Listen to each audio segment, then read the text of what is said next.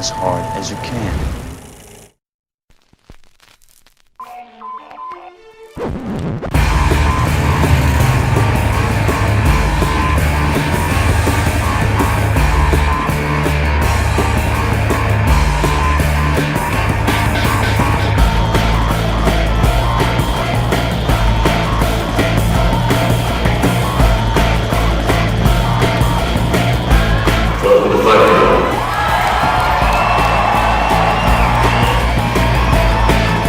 Fight Club, the 1999 David Fincher film that pushed the limits of filmmaking and confused the studios so much they marketed it to UFC and wrestling fans as an action movie.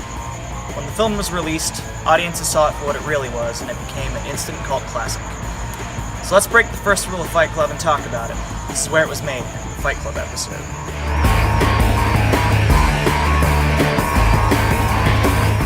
Fight Club author Chuck Palahniuk first came up with the idea for the novel after being beaten up on a camping trip. When he returned to work, he discovered that no one would acknowledge his injuries, instead asking commonplace things like, "How was your weekend?" Palahniuk concluded that his coworkers simply didn't care enough about human interaction to connect with him on a personal level. It was his fascination with this societal blocking that became the foundation for the novel. With that in mind, let's start off where the movie starts. Bob. Early in the film, the narrator, let's call him Jack, attends a support meeting for cancer victims at a church. Want to see pain? Swing by First Methodist Tuesday nights. See the guys with testicular cancer. That's pain. It's here where he meets Bob, played by musician Loaf. To ensure that Bob's fat suit hung correctly, his suit was filled with birdseed, so it would spill over his pants and give the impression of sagging flesh. Altogether, the suit plus the seed weighed over 100 pounds. The church is St. Brandon's Catholic Church, located in the Hancock Park area of Los Angeles. Built in 1927, this church was also seen getting destroyed by Martians in the 1953 adaptation of The War of the Worlds. A 6th century relic of St. Brandon is sealed into the church's altar, making it a consecrated church. But Bob isn't the only character that Jack meets here. He also meets Marla, the big tourist. Her lie reflected my lie. According to Helena Boham-Carter, she based her performance of Marla Singer on Judy Garland in the later stages of her life. Jack follows Marla to a laundromat across the street as she steals other people's clothes. That laundromat scene was filmed on Melrose Avenue at a real laundromat named Laundryland. The location is still in operation to this day.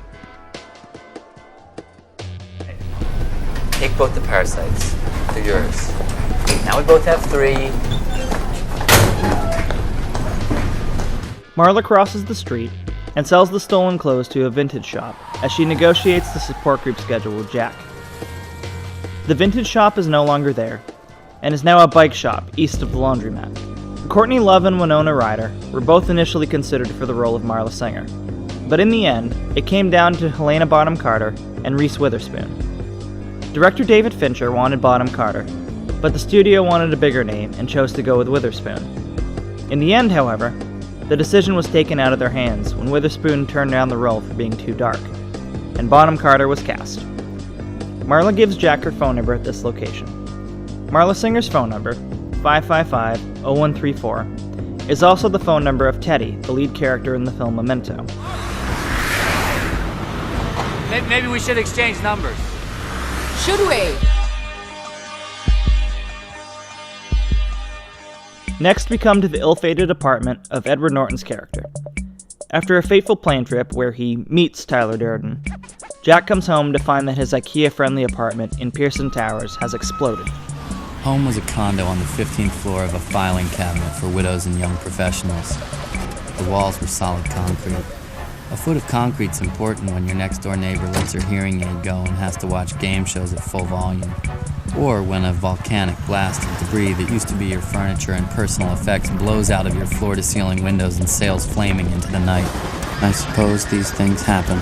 The actual apartment building used in that scene was the Promenade Towers, located at 123 South Figueroa Street in downtown Los Angeles. Developed by 3 Holocaust survivors, this building was designed in the modernist architecture style, with palm trees and exotic plants between the towers. It was completed in 1985. The tower featuring Jack's apartment is 19 stories high. The layout of Jack's apartment was based on the apartment in which David Fincher lived when he first moved to Los Angeles. Fincher decided to model the location on his apartment because he claimed that while he was living there, he always wanted to blow it up. One of Tyler Durden's 2 jobs is as a server at the Pressman Hotel. This was filmed at the beautiful Biltmore Hotel in downtown Los Angeles. Upon its grand opening in 1923, the Los Angeles Biltmore was the largest hotel west of Chicago. Tyler also worked sometimes as a banquet waiter at the luxurious Pressman Hotel. He was the guerrilla terrorist in the food service industry.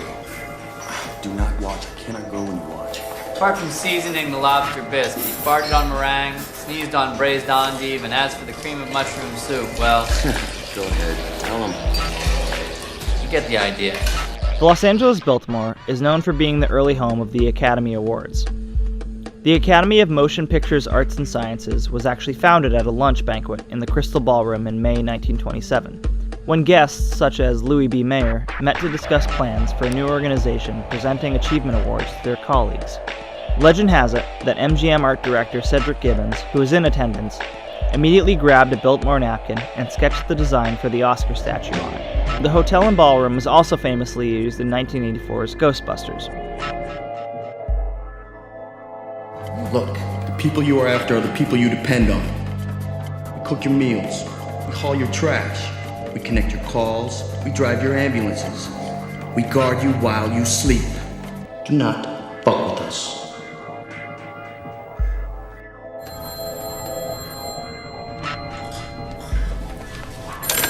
Hello? Where have you been the last 8 weeks? Marla? Speaking of hotels, let's hop across town to one far less glamorous. The hotel where Marla lives is the Hotel Bristol, located in Skid Row. Built in 1906, the hotel recently sat vacant for over 10 years. It's now home to low-income housing, appropriate to where we find Marla in the film. Marla! Marla! Hey! Marla!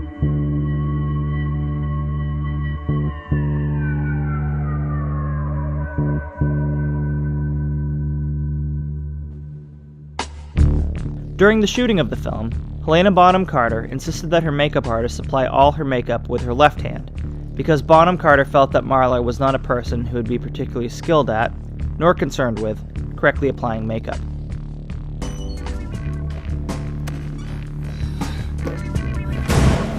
You got here fast.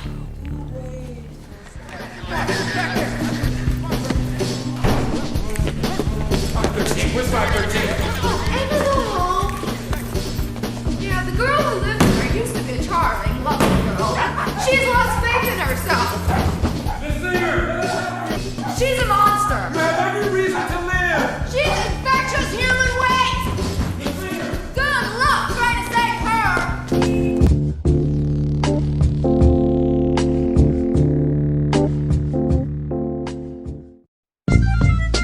Let's spend a little time with Fight Club and Project Mayhem, starting with their homework earlier in their existence. Tyler sends members of the Fight Club out to start a fight with strangers and lose to spread their numbers. In one instance, we see a member spraying a priest with a hose, provoking him to fight. That shot was seen at the Lanteria Tire Center in Wilmington, California.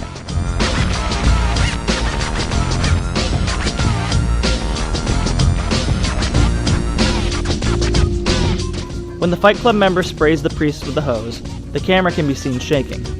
This happened because the cameraman couldn't keep himself from laughing during the take. If you pay close attention, you'll see this priest, played by Matt Winston, fighting in the Fight Club and later joining Project Mayhem.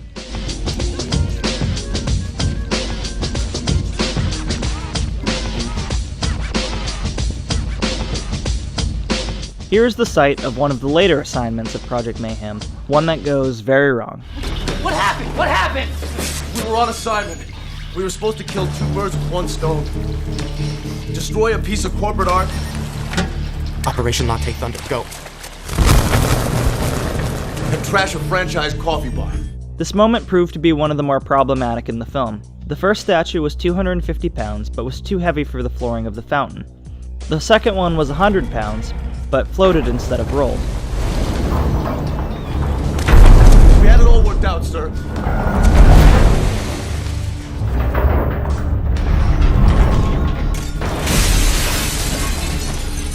In the end, crew had to walk alongside the statue and pull it across the water on cables that were later digitally removed. It went smooth until... Please! Please! What? They shot Bob.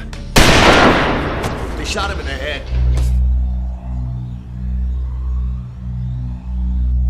So I'm standing on the spot where the bar Lou's used to stand. This, of course, is where they start the Fight Club. Lou's was a strip club here in Wilmington, California that the crew took over once it was set to be demolished. Immediately after filming, the bar was in fact torn down and is now a family-friendly park.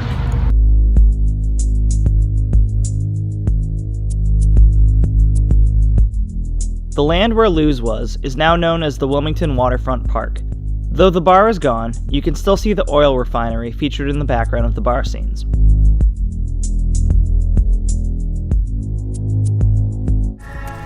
I want you to do me a favor. Yeah, sure. I want you to hit me as hard as you can. What? I want you to hit me as hard as you can. When Jack hits Tyler in the ear, Edward Norton actually did hit Brad Pitt in the ear. Motherfucker! He was originally going to fake the hit, but before the scene, David Fincher pulled Norton aside and told him to hit Brad Pitt for real. Welcome to Fight Club. The first rule of Fight Club is, you do not talk about Fight Club. The second rule of Fight Club is, you do not talk about Fight Club. Third rule of Fight Club, someone yells stop, goes limp, taps out. The fight is over. Fourth rule, only 2 guys to a fight. Fifth rule, 1 fight at a time, fellas. Sixth rule, no shirts, no shoes. Seventh rule, fights will go on as long as they have to. And the 8th and final rule, if this is your first night at Fight Club, you have to fight. The liquor store where Tyler holds Raymond at gunpoint also stood in the land that has become the park. As you can guess, it was also torn down.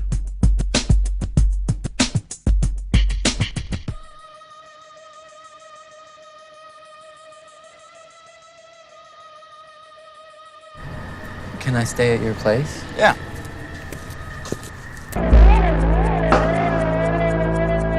So behind me is where the house on Paper Street used to sit. As you can see, there is no house there. That was a set built solely for the film and torn down immediately after completion. It was made on an abandoned lot, which to this day remains abandoned. The term Paper Street refers to a road or street that has been planned by city engineers but is yet to be constructed. A paper street is sometimes published in common street directories by accident, but does not yet exist.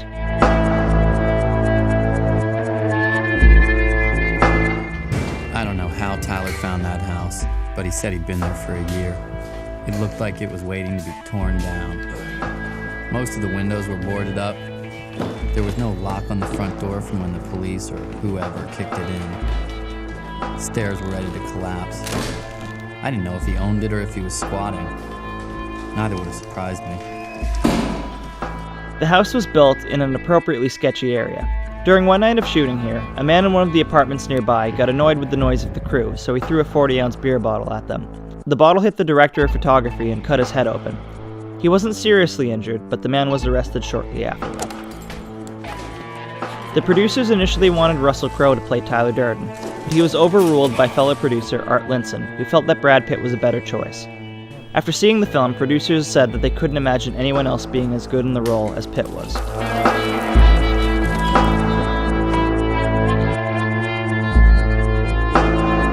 Besides being Tyler's home, this is also the place where he develops and runs Project Mayhem.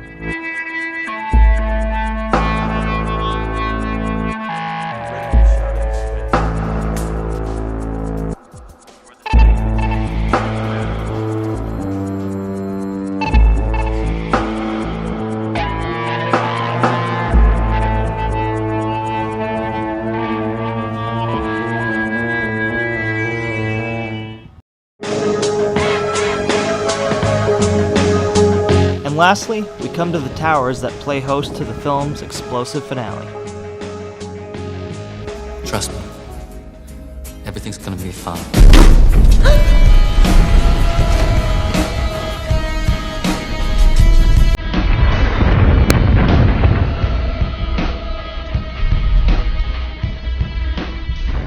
You met me at a very strange time in my life. With your feet on the air.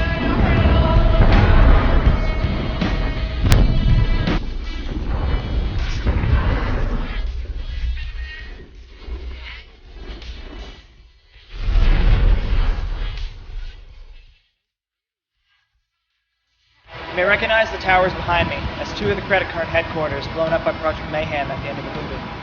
The skyline is a composite of various towers throughout Los Angeles, as the filmmakers didn't want the skyline to be recognizable. This tower is another one used in the shot. You may recognize this as Nakatomi Plaza from Die Hard. The buildings that blow up in the end are all Fox-owned buildings, digitally composited into the shot. It was feared that they would invite legal action against production if they portrayed real credit card companies and local buildings blowing up. According to David Fincher, there are almost 4 million separately animated digital elements in this shot.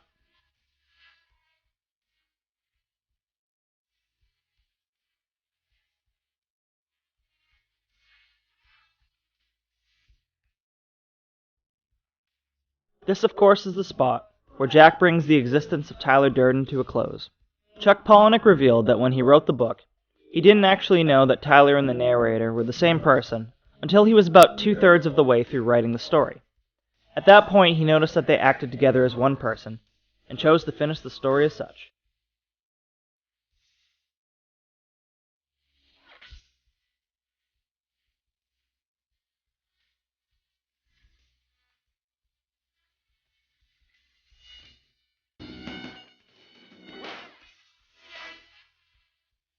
So that'll do it for this episode of Where It Was Made. Thank you for watching, everybody. I'll see you at the movies.